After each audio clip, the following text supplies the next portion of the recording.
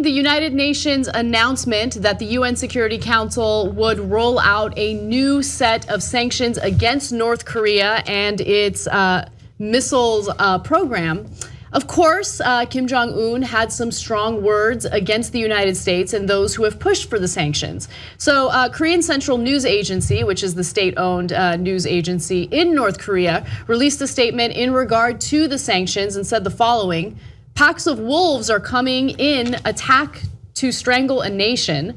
They should be mindful that the DPRK's strategic steps accompanied by physical action will be taken mercilessly with the mobilization of all its national strength."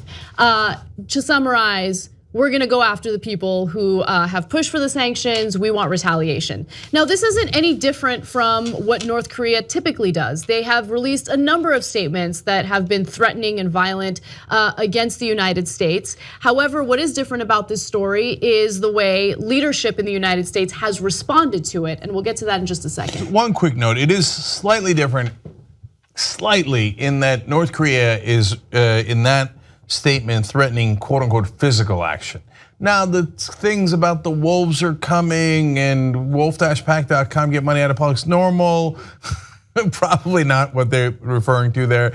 And they're always gonna be merciless against us. That kind of over the top statements are very normal for North Korean leadership. We like to think that our leadership is a little bit more stable, but oh well. But the reference to physical action is a little bit more aggressive.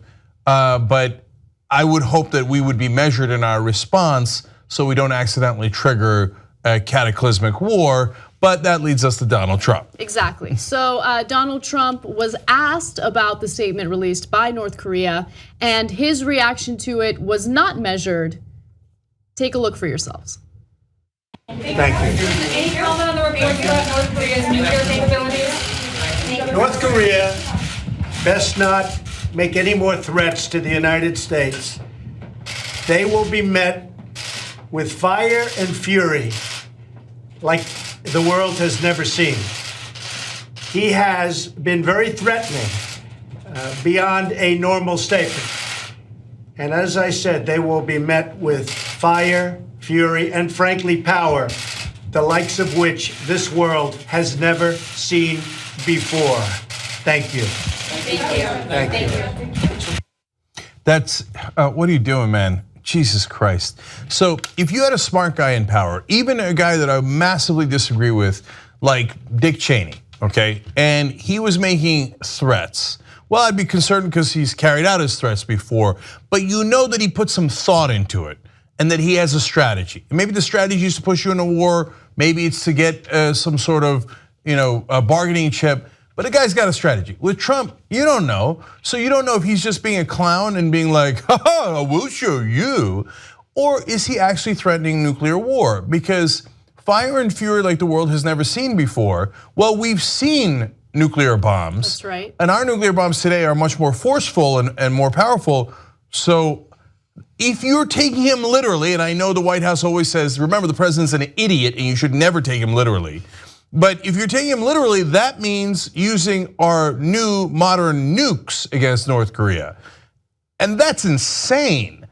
So that could push us into a war, again, that I've been warning about from day one. I said the number one threat with Trump in office is the conflict in North Korea. His incompetence could accidentally trigger a war that could cost hundreds of thousands of lives, possibly millions of lives. Right, we're talking about innocent civilians who are unfortunately under a dictatorial government. And we're referring to North Korea there, but not the US, but almost. That's a good point. But yes, so I mean, obviously one of the reasons why we haven't engaged in that type of war with North Korea is because of a number of different ramifications. It's not just the fact that all sorts of innocent civilians will die as a result of military action, nuclear action against the country, but then there's the issue of South Korea, there's the issue of Japan. How is it going to impact those countries as well? I mean, this is obviously a very complicated issue that requires foreign policy strategy that someone like Donald Trump doesn't seem to be educated on. And so for those who listen to his statements and think, oh yeah, it sounds great on the surface level. Yeah, I guess tough talk sounds great, but we're talking about, what I would argue is an irrational actor with Kim Jong-un. We're talking about, them developing missiles that could certainly already kill innocent individuals. I just think Donald Trump is not measured. He refuses intelligence briefings. He's not even an intellectually curious person who would want to learn about all the nuances of this issue. And he just speaks off the cuff. And maybe that's okay during a presidential campaign, but it's not okay when we're talking about nuclear war and we're talking about, people's lives at risk.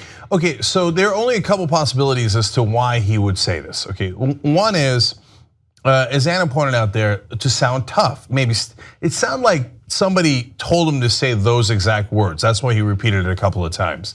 Could be a Steve Bannon thing where he's like, oh, this will appeal to your base. You'll seem so tough and strong if you use the words fire and fury and power that the world has never seen before. So, but if you're doing that for internal political reasons, maybe to improve your poll numbers.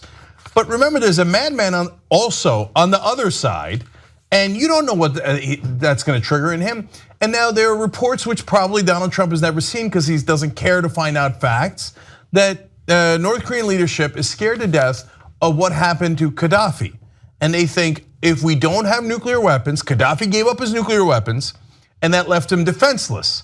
And so at some point the US and the West turned on him and he wound up being lynched in the streets.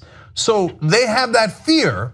When you say we are going to strike you, well then you stoke that fear up and God knows what Kim Jong-un and his generals will do. So it might be for political reasons, which is you're playing with fire, literally in this case. It might be because you think, oh, we'll just nuke them, what's the big deal? Oh my God. I mean, even if North Korea did not retaliate, somehow our nukes wiped them out completely and none of them could launch any of their missiles and kill people in South Korea with great ease. I mean, and Lindsey Graham, that monster, the Republican senator from South Carolina, says, no, we'd be taking the fight over there, at least people wouldn't die here. So flippant with the lives of South Korean and Japanese civilians that it's grotesque, it's inhumane. But even if that didn't happen, we would nuke innocent North Korean citizens? How many of them? Hundreds of thousands would die, millions would die, and they're basically held captive by the dictators who run North Korea. It's almost the entire country is a concentration camp, and you're gonna nuke the camp? You're gonna destroy the village to save the village? You're gonna destroy the country to save the country? So there are no good responses here. And look, North Korea is an incredibly, I know Trump didn't know this and recently discovered it, but it's a complicated issue. And yes, you have to apply pressure to China and Russia. Yes, the recent sanctions, I think, are a good idea. And boy, that's a tough call. Because yes, they also have a destabilizing effect. And I understand that, and it also punishes the civilians. But you can tell from the reaction of the government that they are deeply concerned about those sanctions. And so at least that is a lever we can use to actually get them to comply without going to war. So let the sanctions do their work, put more pressure on China, put more pressure on Russia, because that has a chance of working. But if you go in there talking about weapons the world has never seen before and fire and fury, you're going to start a war. And to all of you, look, who voted against Hillary Clinton during the general election because you were afraid that she was going to lead us to war, what happened now? Okay, so look, I was for Bernie Sanders. I didn't want any of the warmongers. I didn't want any of the establishment guys, whether they're deep state or whatever the hell you want to call them. But you thought, no, Trump won't start a war? What kind of a, sorry, but you were dead wrong. I'm worried that might be literal now. This was a press conference or a photo op about the opioid fight.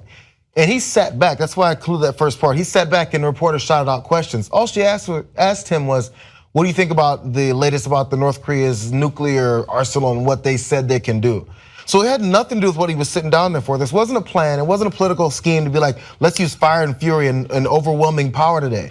They may have said that in meetings before, so definitely the words were said to him to hype him up, because as we're gonna talk about, he has to get hyped up every day. And he's like, oh, I'll answer that question because I just heard how I'm so hyped up now, I'm a badass. And he answered it off the cuff because that's just what he thinks the limit of the world is. That whole the descriptions you went through, Jank, without where it can go and what it could be and this effect and that push and that pull, none of that ever crossed his mind. He's just going, we're in the United States of America, we have overwhelming force and power and fire and fury. That's all I have to say. And they're gonna respect me. That's all he thinks. And that's exactly what I'm worried about. It is a combination of incompetence and hubris. Now to go back to the election for a second, kind of like Hillary Clinton's campaign. Incompetence matched only by their hubris. And here's Trump thinking, man, I keep getting bankrupted, I keep getting bailed out. And I ran a disastrous campaign and I got bailed out by someone who was even worse than me. So I'm untouchable, I'm a genius, this has all worked out for me. So what am I gonna do? What do we have the nukes for? He said that in the past. He said, what do we have the nukes for if we're not gonna use them? He doesn't think through the consequences of anything. And he thinks, we're America, they're North Korea. We're going to win. What does win mean? I mean, look at what happened in Iraq. We won by deposing Saddam Hussein and then invited a gigantic, colossal nightmare that then killed so many of our troops, so many Iraqi civilians, destabilized the Middle East, created ISIS, and Iraq does not have as many weapons as North Korea does. And they were not as entrenched and they were not as near civilian populations like Seoul, South Korea, Tokyo, Japan, etc. This guy, we got to get him out of office immediately. Immediately. Look, for this resistance and all that stuff, it's a lot of patty cakes, okay? Lots of just playing around. No, we got to act right now. This guy's a danger to the whole world. He's gonna get all of these people killed. If you were worried about World War III, you were worried about the deep state, you should be doubly worried about Trump. You gotta get him out right now. It's time to end this nonsense with like, oh, but we'll help him on tax reform, but we'll kind of fight him on health. No, get him out. Because this guy's gonna start a war. Help us build independent media together. TYTnetwork.com/join.